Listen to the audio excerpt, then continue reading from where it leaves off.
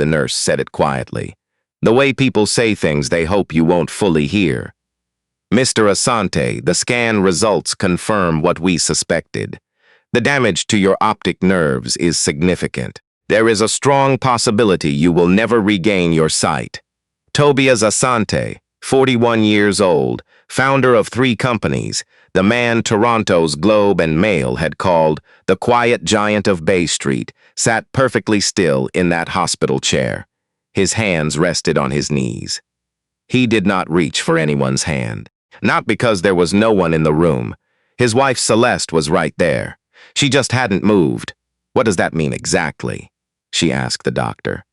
"In terms of his ability to manage his affairs, not is he in pain, not will he be okay, not what can I do to help him, his ability to manage his affairs." Tobias heard it. He heard everything. And what Celeste did not know, what nobody in that hospital room knew, was that his vision was perfectly fine. He could see the fluorescent lights on the ceiling, the doctor's blue clipboard, the small smear of lipstick on Celeste's bottom tooth from where she had eaten lunch at car on the way over. He could see all of it. This was a test. And she had already told him everything he needed to know. But before I tell you how it all unraveled, if you are someone who believes that what a person does in the dark reveals everything, subscribe right now, because this story is going to go places you are not ready for. Let me take you back to the beginning. Tobias Asante grew up in a 3-bedroom apartment in Brampton, Ontario, with his mother, his grandmother, and 4 cousins. His mother, Abena, everyone called her Mama Abena, had come from Ghana in 1989 with $40, a suitcase, and a child on her hip. She cleaned offices on the night shift for 11 years. She never complained about it. She only ever said one thing when Tobias asked why she worked so hard. "Because you are going to do something with what I build, my son. That is why." Tobias had done something with it. By 22, he had started a small logistics software company out of his dorm room at Ryerson.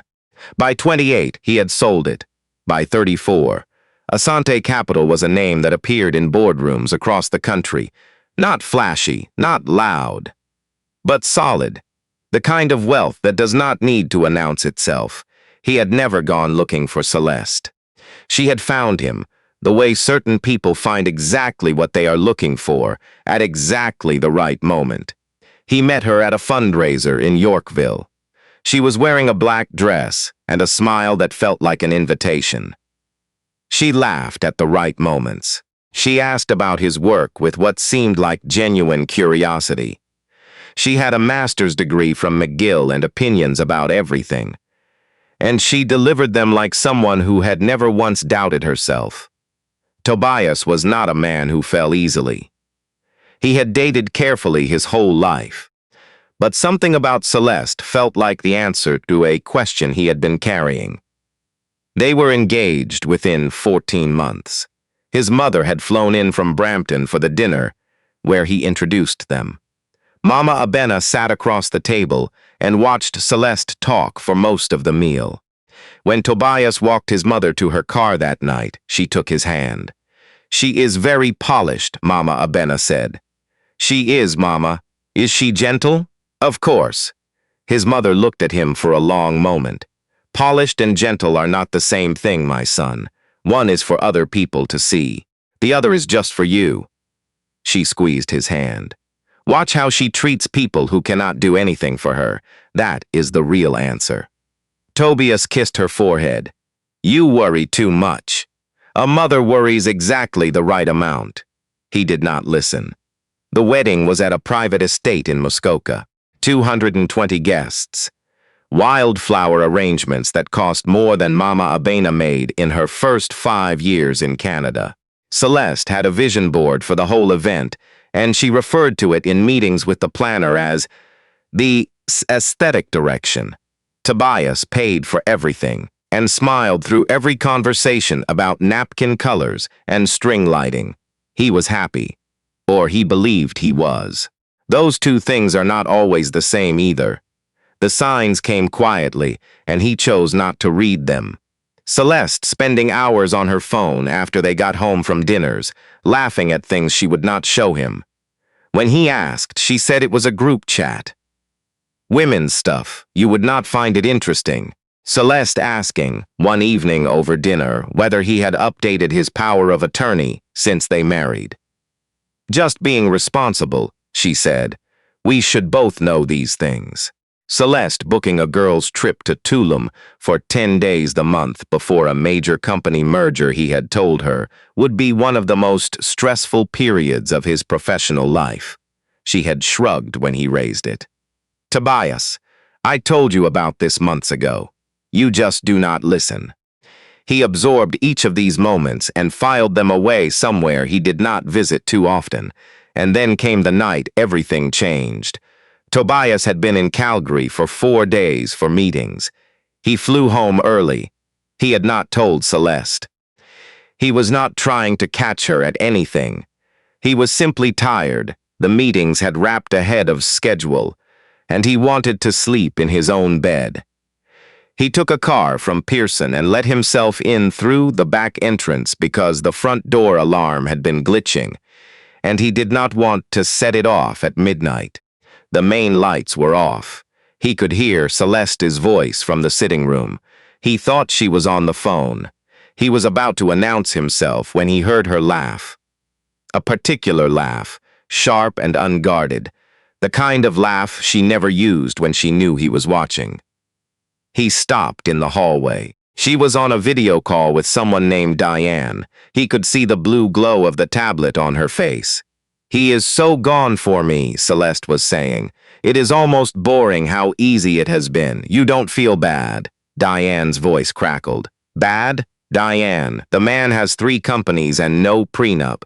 I feel wonderful. Diane laughed. You are terrible. I am practical. He gets a beautiful wife who shows up to his events and makes him look good. I get security. That is called a fair exchange. And what about what, love? Celeste said the word like it was a punchline. Diane, I am 34. I have worked too hard and waited too long to do something as impractical as love someone for no reason. Tobias is a very sweet man. He is generous and he is reliable. But he is not what I would have chosen if I did not need what he has. You understand the difference. There was a pause on the call. So what is the long plan? Diane asked.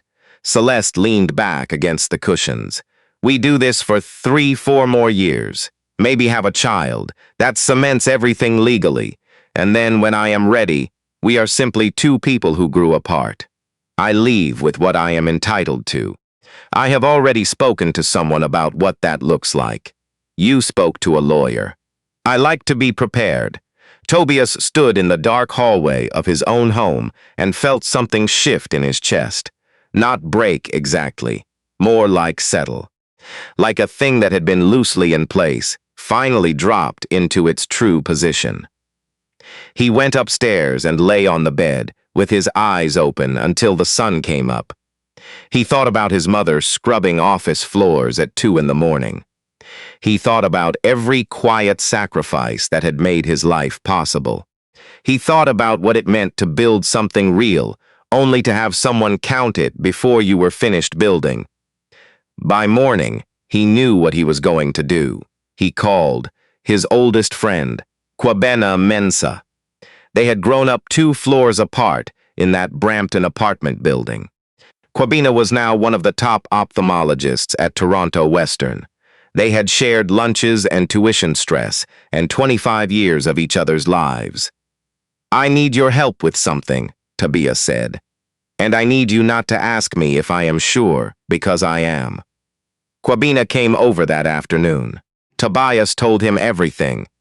The hallway, the call, Celeste's voice when she said the word love, like it was a joke someone had made at her expense. I want to know who she really is, Tobias said. Not who she is when everything is fine. Who she is when she thinks things are falling apart. Kwabena was quiet for a moment. What are you asking me to do? Help me fake a medical crisis. Something serious enough that it changes the picture. I want to see what she does, Tobias. I know. I know what it is. Will you help me? What kind of Christ-hailed? Vision loss. Progressive. Beginning suddenly. Serious enough that my ability to run the companies would be in question. Another long pause. Kwabena looked at his hands. How long?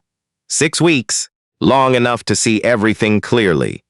Kwabena looked up at that. Despite himself, he almost smiled. 6 weeks to see clearly. Help me, brother. I will help you, Kwabena said quietly. But I want you to be prepared for what you find. I already know what I am going to find, Tobias said. I just need to see it. Kwabena arranged everything through his network, manufactured reports. A colleague at the hospital who owed him a significant favor and asked no questions. A credible story about a sudden degenerative condition. Tobias practiced, learned to navigate his house with his eyes half shut, moved slowly, reached for things with deliberate uncertainty. The story spread quickly because Tobias told it first. He called his business partner, his board chair, 2 close friends. Within 4 days, it was in the financial pages. Sources close to Tobias Asante confirmed the Toronto entrepreneur is managing a serious medical condition affecting his vision. The future of his role at Asante Capital is unclear. His stock in 2 of the companies dipped. His phone ran hot. And Celeste? Celeste came home from yoga that afternoon, saw the news alert on her phone, and sat very still on the kitchen bench for about 45 seconds. Tobias was watching from behind his reading glasses, head slightly bowed as though he could not see her clearly. "Why didn't you tell me first?" she said finally. "Not, are you okay? Not, what do you need? Not, I am here. Why didn't you tell me first?" "I only just got the confirmation myself," he said carefully. "The doctor called this morning." Celeste set her phone face down on the bench. "Okay," she said. "Okay. We will manage this." Her voice had an efficiency to it that Tobias recognized. It was the voice she used with service providers. Calm, transactional, already calculating next steps. She ordered dinner that night from a restaurant he liked. She sat across from him and cut his meat into pieces without being asked. She said the right words. She held his hand briefly before clearing the table. But here is what she did not do. She did not cry. She did not ask what it felt like. She did not say, "Tell me what is scary about this, and I will sit here with you until it is less scary." The performance was good. It just was not love. And Tobias, who had spent his whole life watching his mother show love through action rather than language, knew the difference with every cell in his body. The other person in that house was less easy to dismiss. Her name was Nadia. Wait, let me correct myself. Everyone who worked for Tobias called her by her full name because she had asked them to, gently but clearly, on her first week. Nadia Quarte. She was 31, from Kumasi originally, had come to Canada 7 years ago on a student visa, had studied business administration at Humber, and had been working as a household manager for 2 years. She ran Tobias's home with the kind of quiet competence that makes itself invisible until it is gone. Tobias had barely registered her as a person before the crisis. She became impossible to ignore after. The morning after the diagnosis story broke, Tobias came downstairs to find his home office rearranged, not moved, rearranged. Everything he needed daily was now within easy reach of where he sat. The reading lamp had been repositioned. His laptop screen had been set to the highest contrast setting with the font enlarged. A pair of his reading glasses was at every station where he might sit. He had not asked for any of this. He found Nadia in the kitchen. "Did you do this?" he asked. "I hope that is all right, Mr. Asante." Her voice was careful, not obsequious. "I thought it might be easier. I can put everything back if you prefer." "No," he said. "It is. Thank you. How did you know what to change?" "My uncle lost his vision gradually when I was growing up," she said simply. "I watched what helped him." I have been thinking about what might help you. She paused. Would you like me to make the adjustments in the rest of the house as well? I have some ideas, if you would find that useful. He stood there in his kitchen and looked at this woman who earned less in a month than Celeste spent on her skincare routine, and who had spent her evening researching how to make his life manageable, without being asked, without being thanked in advance, without any calculation he could detect. Yes, he said. Please. Over the following weeks, the two women in Tobias's life revealed themselves with a thoroughness that required no interpretation. Celeste, week 1. She attended a fundraising dinner without him. She posted photos on her social media with a caption that mentioned his condition in passing, navigating some challenges at home, but showing up anyway, which generated sympathy and engagement. She did not show him the post. He found it through Kwabena, who had seen it and said nothing for 2 days before forwarding it, silently, with no commentary. Nadia, week 1. She learned that Tobias had trouble sleeping and began leaving a small thermos of warm ginger tea outside his bedroom door at 10:30 each night. She never knocked. She simply left it. He found it every morning, and eventually he began staying awake to hear her footsteps in the hall, that quiet evidence that someone was thinking of him. Celeste, week 2. She suggested, with great reasonableness, that they should perhaps revisit the structure of the household finances, given everything, just to make sure things were streamlined. She had already spoken to someone, she said. Just preliminary conversations. She slid a piece of paper across the table with the name of an estate planner. Tobias took the paper without expression and set it face down beside his glass. That night, alone in his study, he turned the paper over and stared at it for a long time. Nadia, week 2.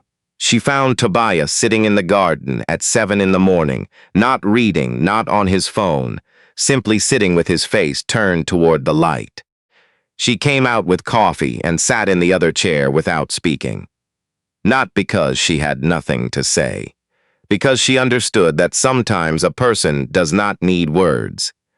They need the weight of another presence reminding them they are not alone.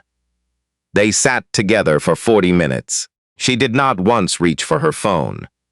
Celeste, week 3. Tobias overheard her on a call in the bedroom with the door only half closed. She was talking to Diane again. Her voice was lower this time, tighter, the warmth she saved for performance entirely absent. The timeline has shifted, she was saying. If his capacity to manage the companies is genuinely impaired, the asset picture changes significantly. My advisor says if I move within the next few months, before any restructuring, the position is much stronger. There are things I can do now that I could not do later. Silence on the call. Things you can do, Diane said carefully. What does that mean? Celeste's voice dropped further. It means that a man who cannot see properly is a man who signs things he cannot fully review. It means that a man under medical stress makes different decisions than a man who is well. It means I have options, Diane. I am simply being strategic about when to use them. Tobias stood outside that half-open door and felt something go cold in him that had nothing to do with the temperature. She was not waiting for him to deteriorate. She was planning to accelerate it. He went straight to Kwabena, called him from the driveway, voice low. It has gone further than I thought, he said. She is not just waiting. She is thinking about using the situation, influencing documents. I do not know exactly how far it goes, but I know her voice when she is serious. Kwabena was quiet for a long moment. Tobias, are you safe? I think so, but I need to move, and I need it to be in a way that makes absolutely everything clear. He could hear Kwabena breathing. Tell me what you need, Kwabena said. It was Nadia who found him that same night. She had come to leave the ginger tea. The light was on in his study. She knocked softly. She never just entered, and when he said, "Come in," she saw his face. She set the thermos down. She did not say anything for a moment. "Mr. Asante," she said finally, "you do not have to tell me anything. But something is wrong tonight that is different from the other nights. I can see it." He looked at her for a long time. "Nadia," he said, "can I tell you something that I have not told anyone else?" She pulled a chair close and sat down across from him, straight-backed, present, her hands folded quietly in her lap. "I am not losing my sight," he said. She absorbed this without flinching. "I see. I was testing someone. I needed to know who they were when they believed things were falling apart." Nadia looked at her hands. Then she looked up. "And have you found out?" "More than I wanted to." She nodded slowly. "I am sorry," she said. "Not because you tested her, because of what you must have found." He felt something loosen in his chest. "You are not surprised." "No," she said quietly. "I am not surprised. Did you know?" She thought about this carefully. "I knew that something in this house was not what it appeared. I did not know what. I only knew that you seemed—" She paused, choosing the word, "very alone for a man with so many people around him." Tobias said nothing for a moment.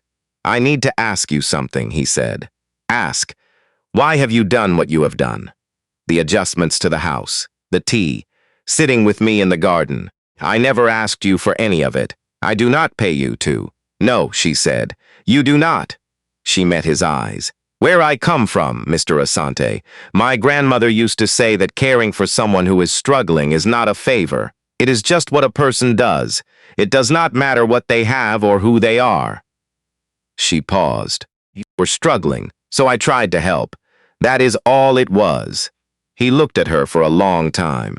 "My mother says almost exactly the same thing," he said. Something flickered across Nadia's face, something gentle and unguarded. "She sounds like a wise woman. She is the wisest person I know." They sat in the quiet of the study. Outside, the city hummed. Inside, something settled between them. Careful, new, impossible to name yet, but real in the way that things are real before they have language. "What are you going to do?" Nadia asked. Tobias straightened. "I am going to give Celeste exactly what she has been planning for." The announcement came 3 weeks later. A private dinner at Canoe, 52 floors above the city. Tobias had invited 30 people. His board, his closest colleagues, his lawyer, several friends. He had told Celeste it was a business dinner, a show of confidence to reassure key stakeholders given the medical speculation. She dressed for it like a person who knew cameras would be there. Tobias noted the dress, the earrings, the careful blowout. He sat beside her and felt the vast distance between them more clearly than he had ever felt anything. He stood up halfway through the meal. "I want to thank everyone for being here," he said. The table went quiet. "I have something to share." He reached into the inside pocket of his jacket and put on his reading glasses. He looked out at the room, clear, all of it perfectly clear. "3 months ago, I told many of you I was losing my vision." He paused. "That was not true. I was conducting an experiment, an important one." He set his glasses on the table. "I had reason to believe that someone close to me was not who they represented themselves to be. I needed to see what they would do when they believed the circumstances had changed significantly." The room was very still. "What I found exceeded what I expected." His voice remained even, unhurried. "I found someone who began consulting lawyers about asset positioning within 2 weeks of my diagnosis. Someone who discussed, on recorded calls, the strategic advantage of making decisions while I was." He chose his words carefully, "perceived to be diminished." Celeste had gone absolutely white. "Tobias, I have the recordings," he said. "My home security system is comprehensive. I am sharing them with my lawyer this week." He turned to look at her directly. "I also have the name of the estate planner you suggested, Celeste, and the timeline of when you first contacted them, which was 4 days after the diagnosis was announced." The room made a sound that was not quite a sound. The sharp collective intake of 30 people recalibrating everything they thought they knew. Celeste pushed back her chair. "You cannot do this here. This is the only place I could do it," Tobias said, where the truth would not be quietly managed afterward. He turned away from her then. He looked toward the door where Nadia stood, because he had asked her to come tonight, and she had come in a simple dark green dress and flat shoes, hair pinned back, nothing performative about her at all. "There is someone I want you all to meet," Tobias said. He walked toward Nadia. The whole room turned. "For 3 months, while I pretended to be struggling, this woman rearranged my house so I could navigate it safely. She researched adaptive techniques on her own time without being asked. She brought me tea every night. She sat with me in the garden when I could not sleep." He stopped in front of her. She never once asked what she would receive in return. She just showed up every single day. His voice was steady, but something beneath it was not. "In all my years of building things, I have not met many people like that." Nadia's eyes were bright. She shook her head slightly, the way people do when they are told something that is too large to absorb standing up. "I am not asking you to change your life tonight," he said to her quietly. "I know this is sudden and strange, and this is not how these things are supposed to happen. But I want you to know that you are seen. By me, completely." She looked at him for a long moment. "I see you too, Mr. Asante," she said softly. "I always have." Behind them, Celeste walked out. Nobody moved to follow her. Later, much later, Tobias called his mother. It was nearly midnight. Mama Abena answered on the second ring, the way she always did, as though she had been waiting. He told her everything. She listened the way she always listened, without interrupting, without editorializing, without rushing him toward a conclusion. When he finished, there was a pause. "The woman who brought you tea," Mama Abena said. "Yes, Mama. And who sat with you in the garden?" "Yes." Another pause. He could almost hear her nodding. "Watch how she treats people who cannot do anything for her," she said. "You remember, my son? That is what I told you." He smiled into the phone. "You told me. And now you know. Now I know." "Is she kind?" He thought of the reading lamp repositioned. The thermos left without a word. The 40 minutes of silence in the garden. That had felt like the most honest conversation he had had in years. "She is the kindest person I have met since you, Mama." Mama Abena made a soft sound, not quite a word. Something older and warmer than words. "Then you did not lose anything, my son," she said. "You found something. Tobias and Nadia did not rush. That is important to say. Real things never need to rush. They spent months simply in each other's company, carefully, without performance. Tobias met her sisters on a video call and was nervous in a way he had not been nervous about anything in years. Nadia sat through 3 dinners with Mama Abena before the old woman finally said, at the end of the 3rd one, "She is the one." Just like that. No drama. The way certain truths arrive quietly and entirely without surprise. Celeste's lawyer sent 3 letters. All 3 were answered by Tobias's lawyer. There was no community property to claim. The marriage had not yet reached the legal threshold. She left with what she had arrived with. Last anyone heard, she was in Vancouver telling a version of the story in which she was the one who had been deceived. Some people will always find a way to be the protagonist of their own disappointment. But this is not her story. It never was.